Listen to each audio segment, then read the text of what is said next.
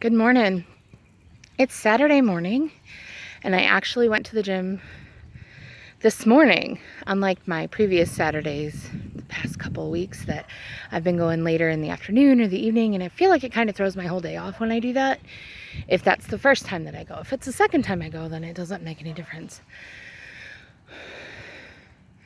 I've recently been told that I bask in unicorn glitter.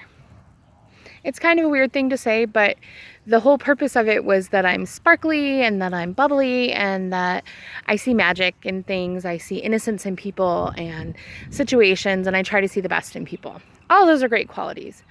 But today is not going to be a unicorn glitter video. It's just not. I want to talk about some things that are real and raw. My videos are always real, and you've seen me cry, you've seen me laugh. So they're always raw. But this is just kind of a interesting sort of subject. So I know that there are differences in me. I've seen them, I feel them, I see them in my clothes, I hear them in other people's voices when they talk to me.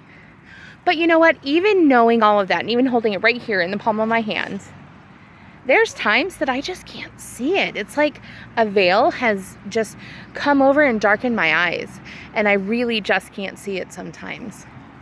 Add to that, when you have a bad day, and it's not that I had a bad day in the gym, and it's not that I had a bad day with my food, it's not that I had a bad day of any of that, but you know, life is a layered thing, and there's many facets of our life that all come together to make us who we are. And yesterday afternoon was just a very hard day. Some interactions with some people that I care about, a miscommunication on my part, and a whole bunch of other things already had me down. And I allowed myself to go to that place that when I was feeling down, I just kind of like couldn't see anything. I couldn't see the positive. It was like, I'm down here, so I'm not going to be able to see the positive here, which is ridiculous when you look back at it, but it's something that I've ingrained in myself. And I always but I tell people in the adventure of weight loss and life and whatever, let's say you go in and you have a weigh-in and you're up like 4 pounds. You know, you're not just going to say, screw it, throw it all, that's it, I quit. It's like saying you go out to your car and you see one flat tire and you're like, that's it, I can't do this, it ruined my whole freaking day, and now I'm going to go slash those other 3 tires. Not only is that ridiculous, that's a really expensive mistake. But the same thing's true for what I did. It was a really expensive mistake because it took my peace of mind and it took my mental clarity, and I allowed it to grab hold of more than I should have. The situation didn't define me, but I was allowing it to define other parts of my life. Suddenly, I couldn't see anything in front of me. I couldn't look down and go, oh wow, hey girl, yeah, you've lost weight. I couldn't see it. I allowed everything to be clouded by that one situation.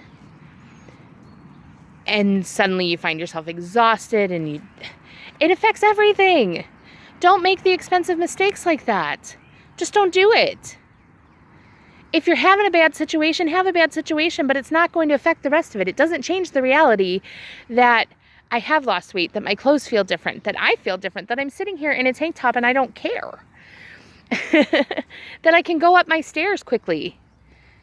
Not like running and getting hurt quickly, but like a normal person. Because after breaking my ankle, and for the longest time I couldn't go up the stairs normally. So those are the raw, real lessons. And you know, eventually you keep going, and your eyesight will correct and you will see correctly. But you have to push through it. So even if I can't see the differences, I'm still going to go to the gym. I'm still going to do the cardio and the weights. I'm still going to eat correctly. I'm still going to feed my mind with positive things and surround myself with positive people. It's that lifeline that you hold on to, and you trust that you're not going to fall. And you also trust that the people on the other end have your back. I've talked about that a lot this week, but it's so true. And I do. I have those people who are holding that other end of that rope, who let me cry when I need to cry, who let me scream, who say, hey girl, listen, and give it to me straight.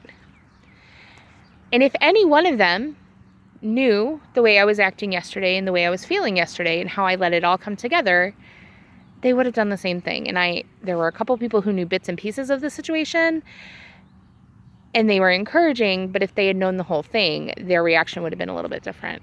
They still would have been encouraging, but don't make those expensive mistakes.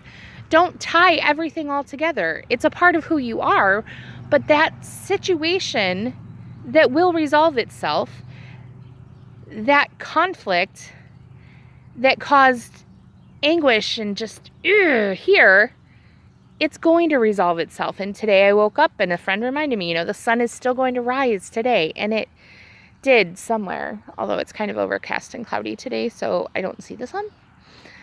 But I trust that the sun rises in the east and it sets in the west. A woman in the gym the other day, when I talked about seeing the sunrise Monday morning, said, then you were facing east, right? She said, I might be 83, but I still know that some things don't change. The sun rises in the east and sets in the west. So my encouragement to you this weekend and always is be mindful of that bank that you have, that emotional bank, and be mindful of how expensive your choices are, because you don't need to spend the whole bank over one situation here, because then it robs you of your energy and your joy to have another situation and deal with it there. So have a great weekend.